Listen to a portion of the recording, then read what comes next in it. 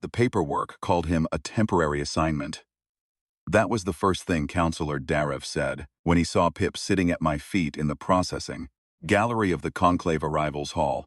Not hello, not the customary Veth recognition gesture, not even a perfunctory scan of my credentials.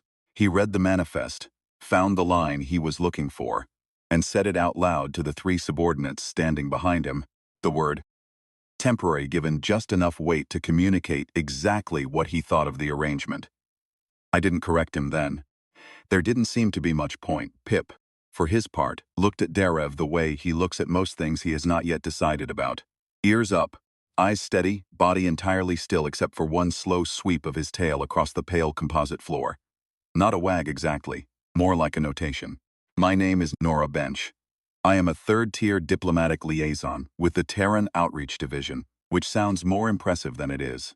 What it mostly means is that I carry documents between parties who cannot yet agree on a common courier, and I do not raise my voice in rooms where voices are being raised at considerable volume and frequency all around me. I am 38 years old.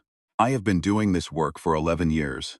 I am not, by anyone's measure, a remarkable person. Pip has been with me for 6 of those 11 years. He came to me by accident, which is how most of the best things in my life have arrived.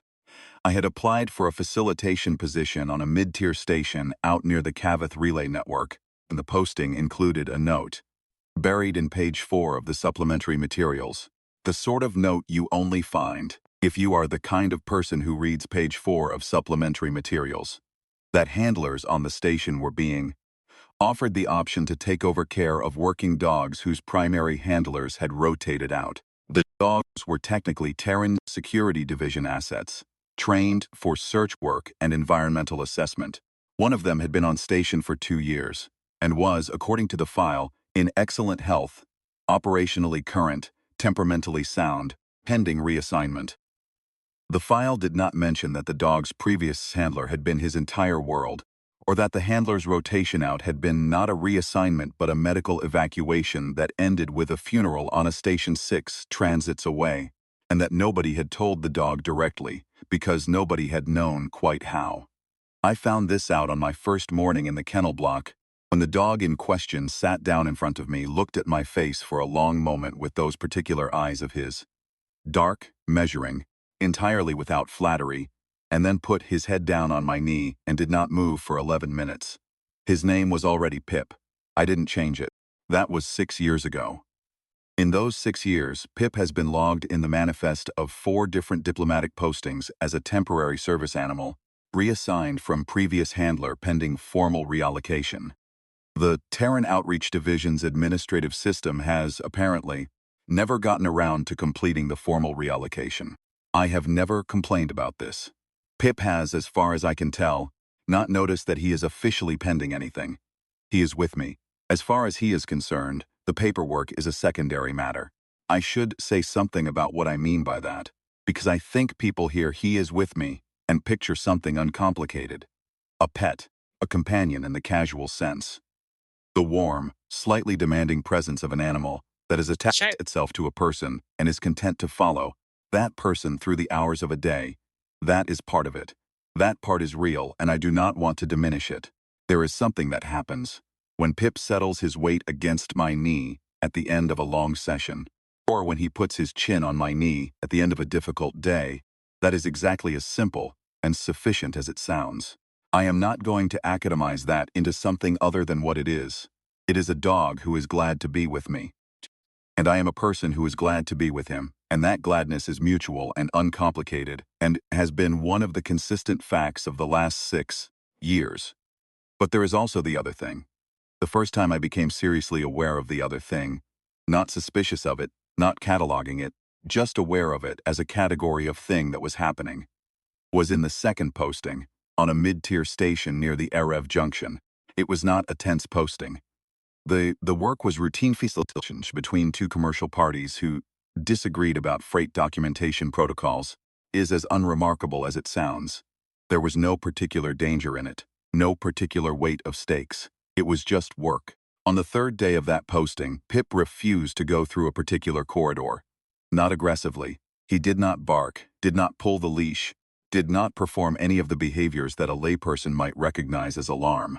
He simply stopped walking, sat down, looked at the corridor entrance with the full weight of his attention in the way he looks at things he has decided require sustained observation. I waited. He waited.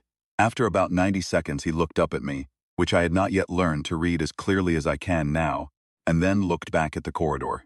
I went to Frey. 40 minutes later, maintenance reported that a pressure coupling in the section behind that corridor entrance had failed. The corridor itself had been fine. The pressure issue was two bulkheads behind locked maintenance access. There had been no visible indicator, no audible warning in the frequency range that humans reliably detect. Pip had known anyway. I had written that incident in my personal log as a coincidence and then looked at the word coincidence for several minutes before deciding the word doing too much work for what it actually meant. In the 4 years since then, there had been 11 further instances that I would classify similarly. Moments where Pip had noted something before I could detect it, before any of the room's instruments had registered it, and had communicated his notation in the quiet, undramatic way he communicates everything. By the quality of his attention, the position of his body, the specific orientation of those dark eyes. Not alarm. Assessment. Calm, ongoing, total assessment. His previous handler, the one whose funeral had been on a station 6 transits away, had worked with him in search environments. High stakes, often dangerous, always demanding work. I have read what I can find of the work logs from that period. What I found, across 14 months of record, was a consistent pattern. In situations that human instruments assessed at one level of complexity had consistently treated at a higher one.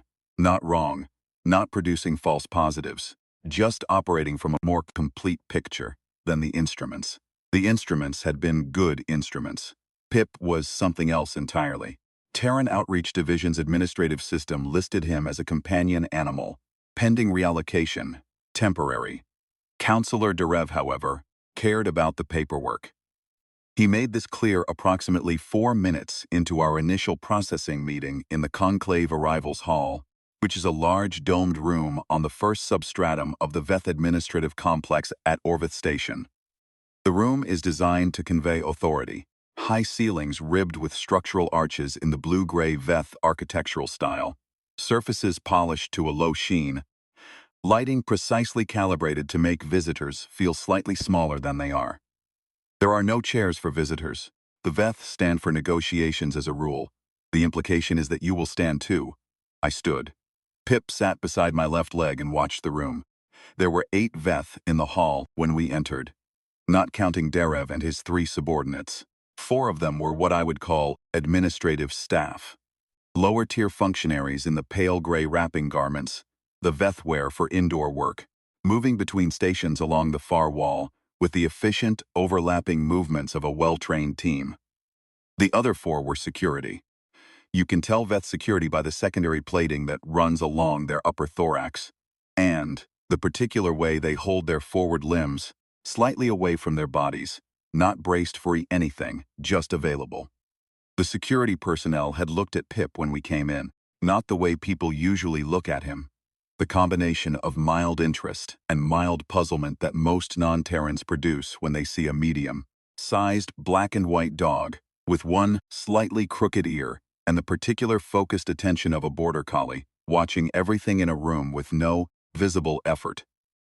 These 4 had looked at him differently, a fraction of a second longer than the administrative staff. Stillness that had nothing to do with their professional composure and everything to do with something else that I have seen before and have learned to note without reacting to. They looked at him the way certain things look at other things when a category becomes briefly unclear. Then they looked away. And Pip, who had looked back at each of them in turn with that same slow, measuring quality that has nothing performative in it, went back to watching the room at large. Derev had not noticed any of this. He was a senior assessor, which in Veth bureaucratic structure places him roughly equivalent to a cabinet-level functionary in human terms. Significant authority within his domain, which was processing and classification of incoming diplomatic personnel and assets. He was tall even by Veth standards. His secondary limbs folded in the configuration that indicates professional formality rather than social warmth. His sensory cluster oriented toward the documents, projected from his handheld rather than toward me. This is not unusual. The Veth are not an unfriendly species, but they are a procedural one. In their administrative culture, the document is addressed before the person. I had been briefed on this. I waited. After 3 minutes he finished reading, or performing the reading. It was difficult to tell which, and looked up. Liaison bench, he said, in serviceable standard. Credentials are in order. Your mission classification is growth facilitation, correct. It was not phrased as a question, so I did not answer it as one. Correct, I said. Your stay at Veth Station is logged for 14 standard days. That is correct. You have brought. And here he looked at the document again, briefly, as if reminding himself of a detail he preferred not to have to say, an animal. I have brought Pip, I said. Yes. He looked at Pip, looked at him. The tail made one slow sweep. The manifest lists him as a temporary service animal, Derev said, pending formal reallocation from a previous handler assignment. That is what the manifest says. He has been listed as such. For another glance at the document, 6 standard years. Administrative processes move at their own pace, I said. Derev's dysentery cluster angled, slightly. In Veth body language, this is a micro-expression of what I would translate as mild contempt. Not hostile, simply a brief acknowledgement that something is being filed in a lower priority category than originally assumed. He is a companion animal, said. A domesticated earth organism. For herding livestock, I believe. Border collies were bred for herding, I said. Does not herd livestock currently. No, Derev agreed. He sits in diplomatic processing halls and watches the room. He does that, yes. Derev looked at Pip again. This time the look had a quality to it that I recognized from certain kinds of experienced bureaucrats. A weighing. A quick assessment of how much energy a problem is likely to require. A preliminary judgment delivered before the full evidence is in. He had decided, I thought, that Pip was a minor complication. An attachment, a quirk of the particular human assigned to this facilitation posting. Not a concern. The Veth Conclave has no standing policy restricting companion animals from the administrative processing complex, he said, provided they are registered, vaccinated, and do not disrupt proceedings. He is registered and vaccinated, I said. He does not disrupt proceedings. Good, Derev said, and turned back to his documents, signaling that the animal was categorized and the category was closed. I did not say anything further. Neither did Pip. The processing continued. There are things about Pip that are not in his file, because his file is, at its core, bureaucratic convenience that has never been updated by anyone with a full understanding of what they were looking at. The file says, Border Collie, male, 6 years in service, trained for search and environmental assessment, temperamentally sound, no notable incidents. That last line is doing a great deal of quiet work. The thing about Border Collies, and I did not know this before Pip, because I had not grown up around working dogs, had known only the occasional neighborhood animal of various breeds who existed in the comfortable blur of urban domesticity, is that they are not the same order of thing as what most people imagine when they imagine a dog. Most dogs, when they look at you, are looking at you. They are present, engaged, affectionate, reading your mood with the particular social attunement that 10,000 years of coevolution with humans has refined into something extraordinary. This is real and worth naming. There is a reason humans and dogs found each other across all that evolutionary distance and stayed found. Border collies were selected, over generations, not just for affection and attunement, but for something more particular, the ability to manage a system, a flock, a distributed group of independent, sometimes contrary, sometimes panicking animals, and to do so not by force but by presence, by the quality of attention they brought to the situation, the precise application of focus, movement, and stillness to keep the whole system coherent.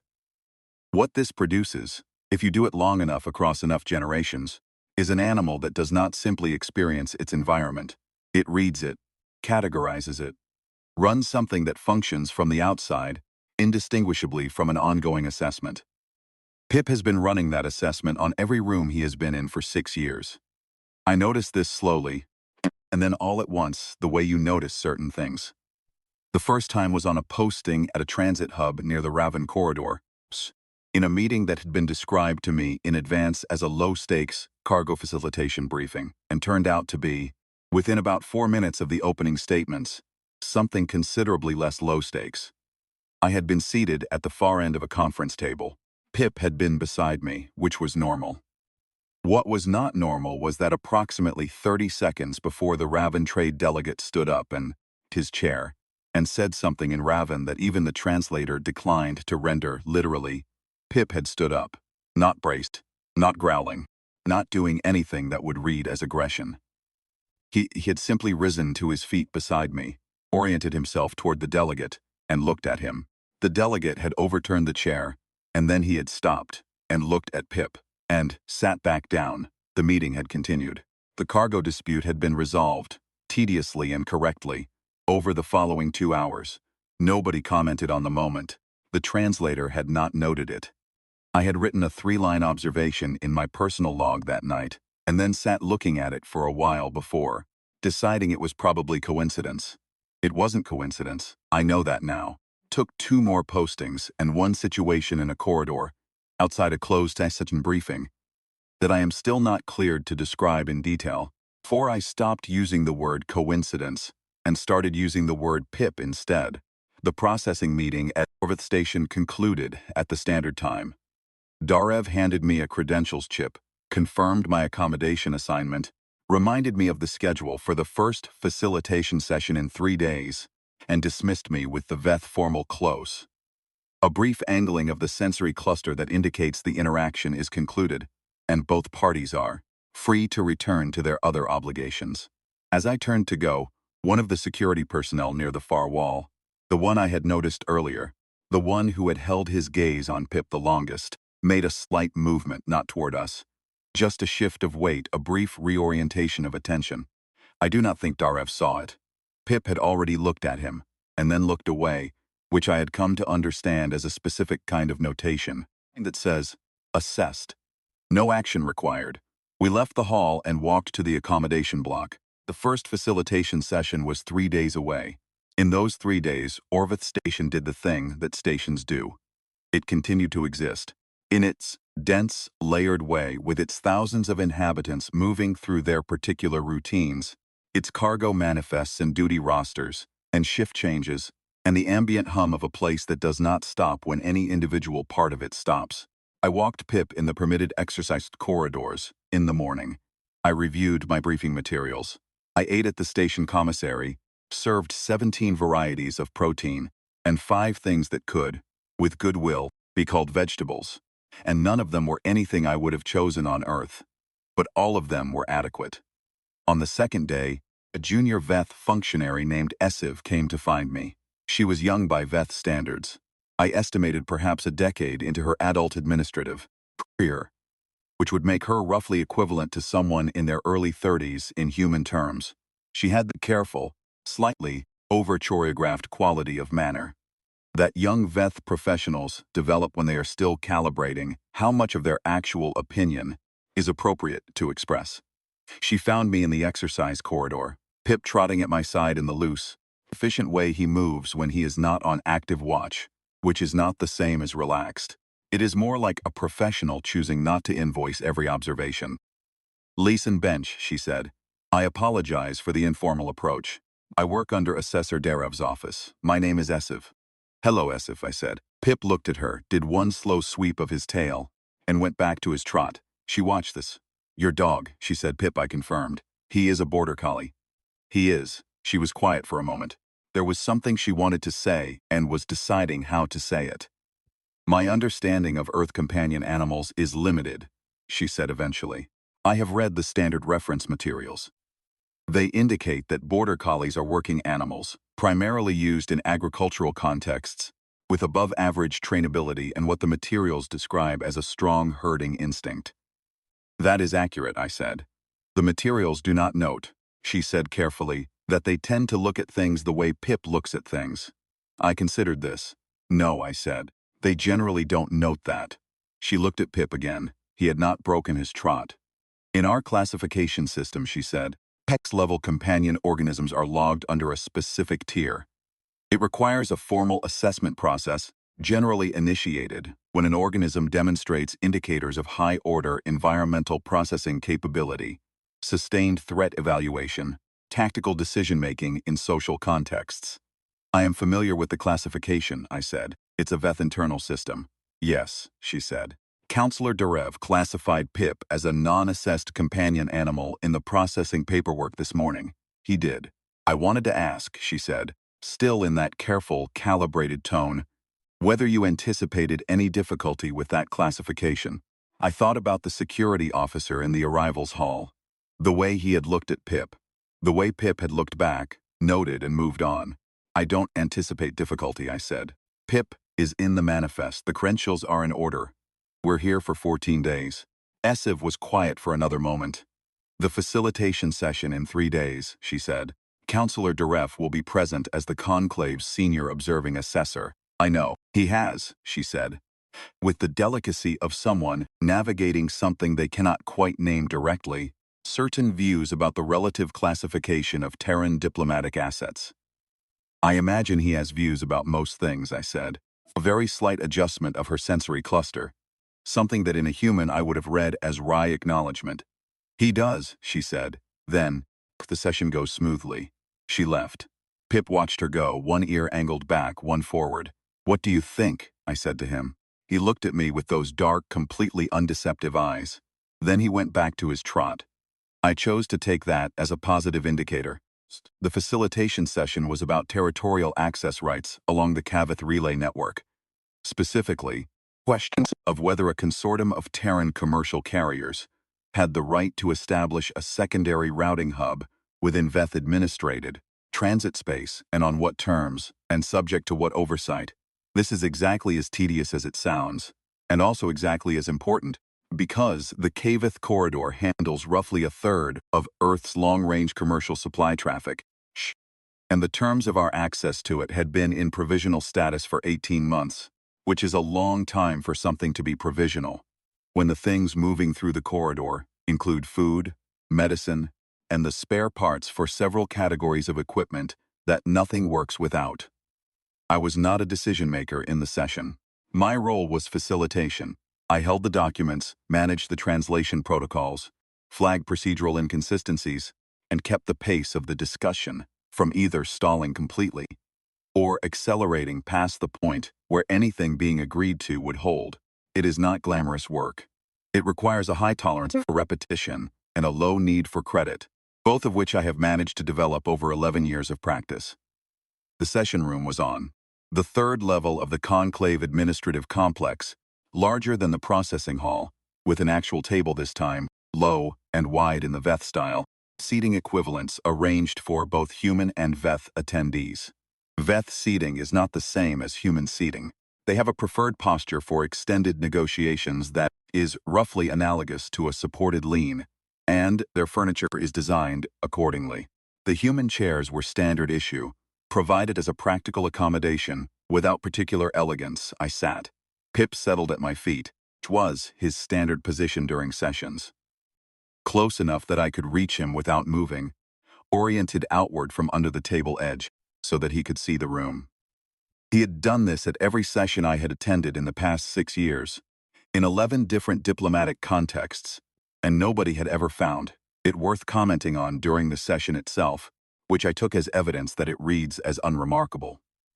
Counselor Darev arrived 4 minutes before the session was scheduled to begin, which is exactly what the Veth protocols indicated he would do, and took his position at the center of the Veth side of the table, the observing, assessor's position, from which he would not negotiate directly, but would monitor the session for procedural compliance and be prepared to intervene if the conclave's interests were being improperly handled.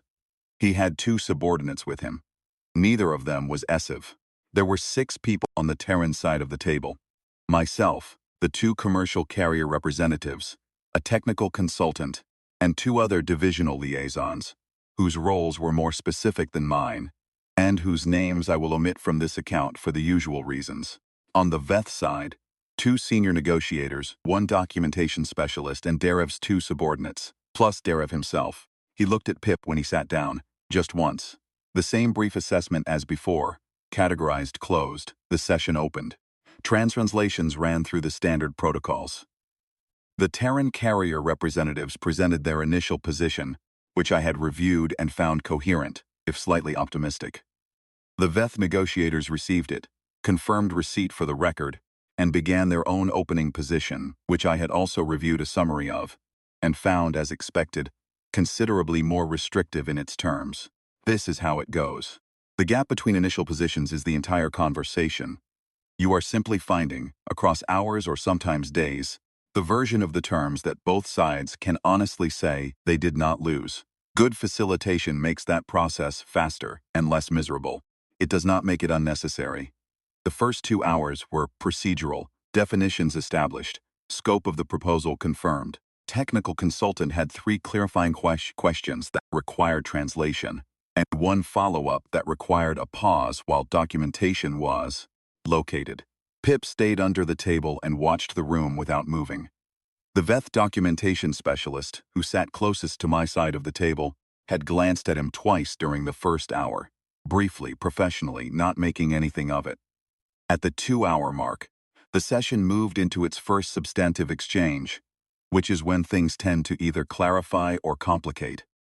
The Terran carrier's position on the oversight terms was the main point of difficulty. They had proposed a joint oversight structure with representation from both parties, which is a reasonable approach, and also one the Veth had not agreed to in any previous arrangement of this kind. Darev had not spoken since the session opened, which was within his role. He spoke now. The proposed oversight structure, he said, in the particular cadence of a senior Veth official, choosing words with a precision that is also a display, introduces a parity framework that the conclave cannot accept. Joint oversight implies joint authority. The Veth corridor is Veth-administrated transit space. Authority within it is not joint. This was not surprising. I had briefed both carriers that this objection was likely and had suggested a specific reframing. The senior carrier representative began to offer that reframing. A graduated consultation model rather than a joint authority model addresses the practical need without conceding the principle. Darev listened. He was good at listening in the particular way that experienced officials are good at it. Attentively, without warmth, noting what he needed and setting aside what he did not. When the representative finished, he said, Terran Outreach Division has presented a similar consultation model in previous discussions of Veth access. The conclave declined it then. Current proposal appears substantively identical. The carrier representative looked at me. I kept my expression neutral. Proposal was not identical. There were 4 specific structural differences that made it functionally distinct. But it was close enough that Darev's characterization would land as plausible to anyone who had not read both documents side by side. I had read both documents side by side. Counselor Darev, I said, the 2 proposals share a structural approach, but the oversight scope in the current proposal is limited to routing and maintenance standards, while the previous model extended to carrier licensing. The distinction is material. He looked at me, the sensory cluster angled slightly. That micro-expression again. You are the facilitation liaison, he said, not a party to the negotiation. I am noting a factual distinction for the record, I said. That is within my role. He looked at me for a moment longer than the exchange seemed to require. Then he looked down at his documents. Pip, under the table, had raised his head. He did this sometimes during sessions, not often, and only in response to something in the room that I could not always identify immediately. A shift in the energy of an exchange, perhaps. A change in the quality of attention. I had learned to note when he did it, and not to react visibly. The session continued. Darev made 2 more procedural objections over the following hour, both of which were technically within his remit, but both of which had the particular quality of obstacles placed, not because they blocked something unacceptable, but because they could be placed. This is a recognizable tactic in high-stakes facilitation. You accumulate small procedural costs on the other side to build negotiating pressure, without conceding anything of substance on your own. It works, when it works, by making the process itself feel expensive enough that the other party adjusts their position, simply to reduce friction. I documented each objection, addressed the ones that had factual merit, and moved the session forward. This is the work. You do not fight the obstacles directly. You acknowledge them, answer them accurately, and keep the movement going. At the 4-hour mark, there was a scheduled break. The room cleared mostly. The negotiators moved to the adjoining consultation spaces. Darev's subordinate stepped out. The carrier representatives went to make calls. I stayed to reorganize the documentation sequence for the second half of the session. Pip came out from under the table and stretched. The long, unhurried extension of a large dog who has been in a patient position for several hours and is taking a brief moment to exist fully before returning to it. He yawned. He walked a slow circle around my chair. He looked at the room. Darev had not left. He was standing near the far end of the table, reviewing something on his handheld, and I became aware that he was watching Pip from across the room in the particular way that means the watching is the actual activity and the document is the cover. Pip had become aware of this also. He stopped his slow walk and looked at Darev. They looked at each other across the length of the table. I continued organizing my documents. After a moment, Darev set down his handheld and walked toward us. Not all the way. He stopped at what I estimated was about 2 meters away, which is closer than the processing hall, but not close enough to constitute an approach in any social register that required acknowledgement. He watches everything, Darev said, not unkindly, almost as if he were noting a fact. He does, I said, does he always? Yes. Darev looked at Pip. Pip looked at Darev. The tail made one slow sweep. In your classification system, Darev said, what category does he occupy? I thought about Essiv's careful question in the exercise corridor. In most systems he's listed as a companion animal, I said. Dog lineage, service-trained. And in yours, he said, your own assessment. I set down the document I was holding. He is Pip, I said. He has been with me for 6 years. He is the most capable colleague I have worked with, and he does not receive a salary and does not want credit. And he was filed as temporary pending reallocation 6 years ago, and nobody has ever gotten around to changing it. Darev was quiet for a moment. There was something in the quality of that quiet that I had not seen from him before. It was different from the procedural silences he used in the session, the pauses a professional takes when they are choosing their next move. This was more like the quiet of someone who has been carrying a question they have not known quite how to ask. In the arrivals hall, he said, security officers. Yes, I said, I saw them look at him. Darev was still for a moment. The one on the far wall, he said, Veth. He has been with the Conclave Security Division for 22 years. He has worked in 8 conflict-adjacent postings. He is the Veth assessment framework, among the highest-rated threat evaluation specialists in this administrative district. He paused. He told me, after the processing session, that your dog spent approximately 12 seconds looking at him when you entered the hall. Pip looks at most things, I said. Veth said it was not the same as a dog looking at something, Darev said. He said the word that translates most accurately into standard as assessment. I did not answer that. Veth has spent 22 years learning to identify things that mean danger, Darev said. He is very rarely uncertain about what he is looking at. He was uncertain, he told me, for approximately the first 6 seconds. Then he was not uncertain. What did he decide? That your dog had already finished its assessment of him, Darev said, and had found him neither threat nor target, and had moved on. He said he has never been found neither threat nor target before. He said every other time he has been assessed by something that operates at that level, it has taken a very long time to feel ordinary again. A pause.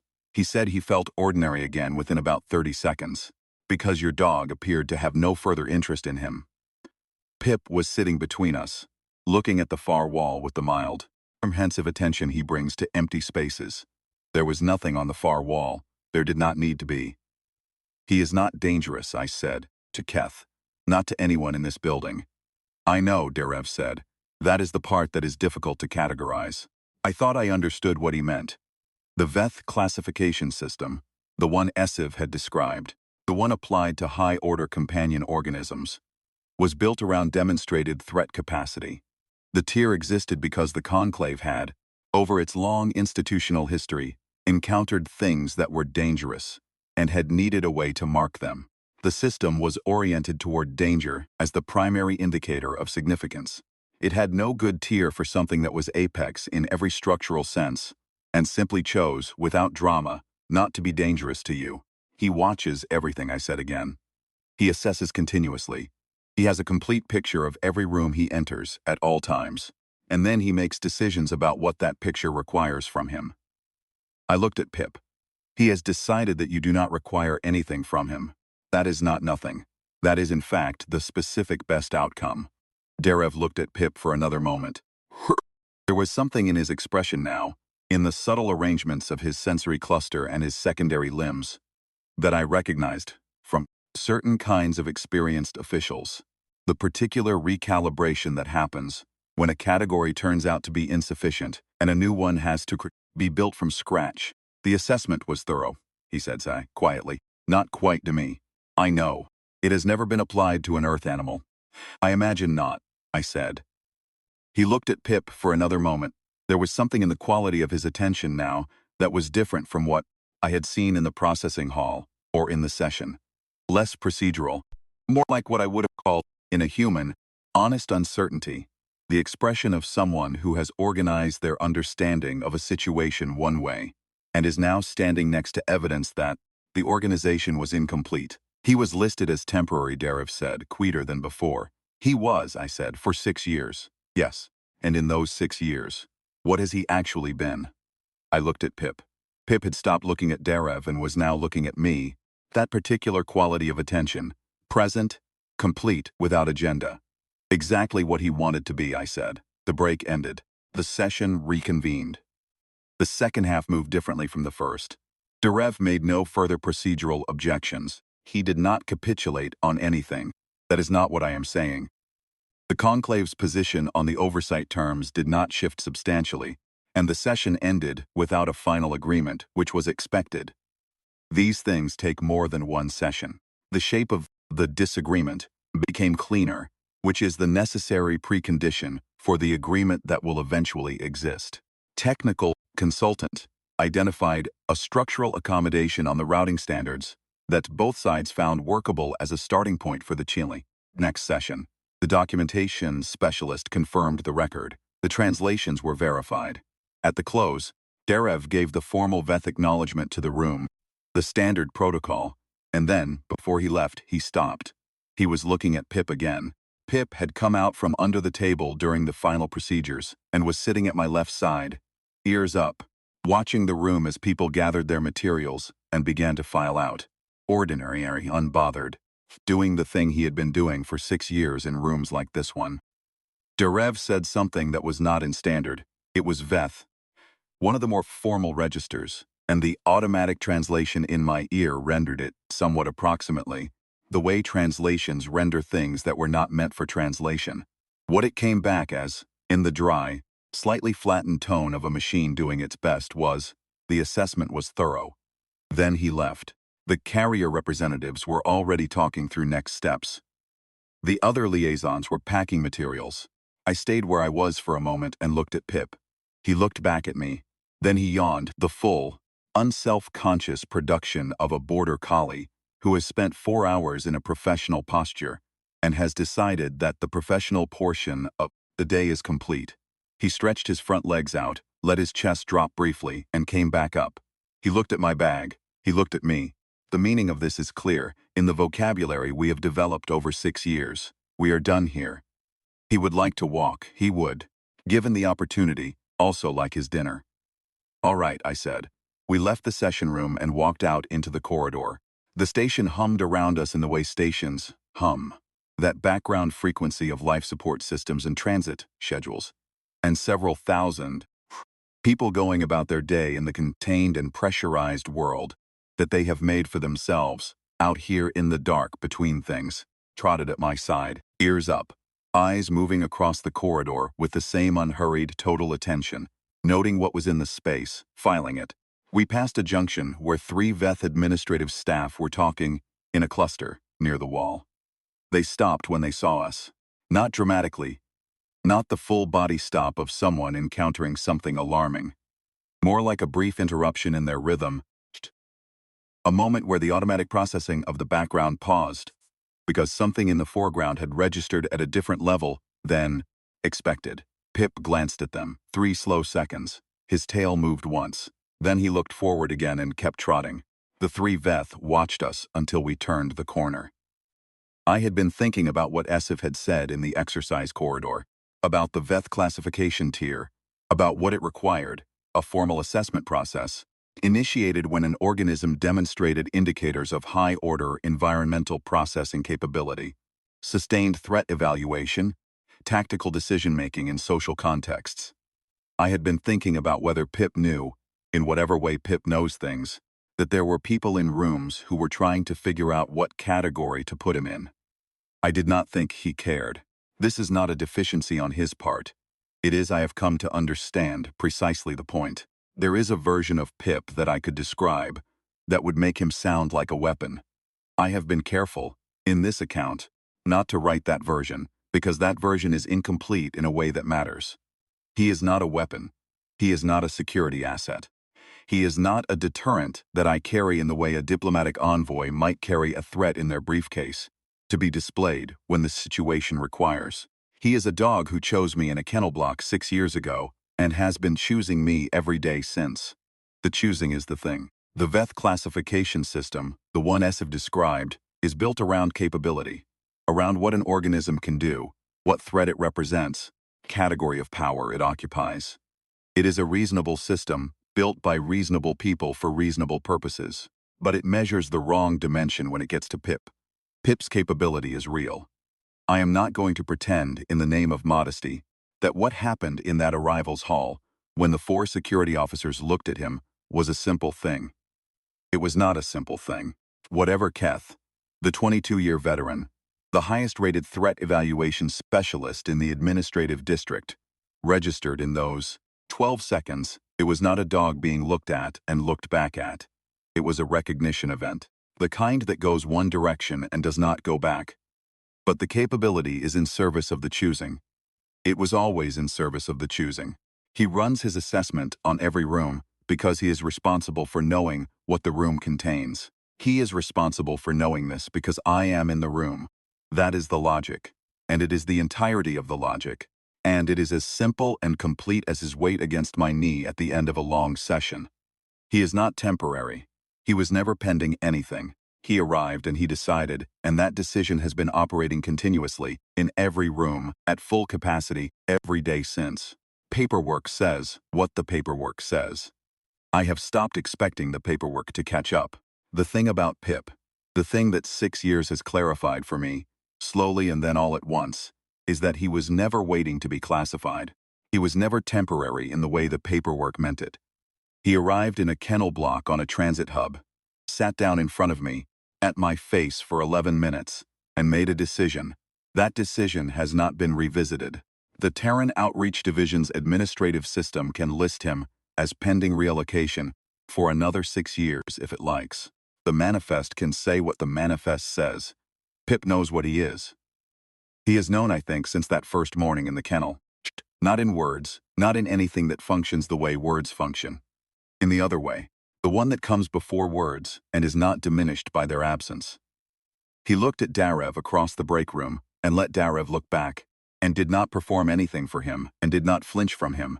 And when Darev left the room, I believe what Darev was carrying with him was the specific unease of someone who has placed something in the wrong category and has begun to suspect it. Do not know what the Veth conclave will do with its classification system. That is not my concern. My concern is the next session, which is in 8 days, and the routing standards document, and the accommodation on the consultation model that the technical consultant has identified as a viable starting point. Pip's concern, as far as I can tell, is the walk and the dinner, and whatever the corridor ahead of us contains that deserves a moment of his attention. He is noting it already, that slow, systematic awareness running through him like a low current as we move through the station, and the station does its work around us. 3 days later, a message arrived from Counselor Darev's office. Official conclave stationery. My name at the top, formal designation, everything in correct order. The message itself was brief. 1 paragraph. which is long for the Veth formal register. It noted that the Conclave's classification office had initiated a preliminary inquiry into the tier designation of PIP, Border Collie, Terran Service Animal, Temporary Assignment, pending reallocation. It noted that such inquiries were procedural in nature and did not imply any finding. It noted that the preliminary inquiry would require no action on my part.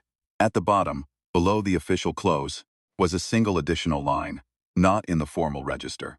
Closer to the working register, the Veth equivalent of a note added after the formal. Letter is already done. The translation came back as he chose well. I read it twice. I was sitting at the small desk in my accommodation.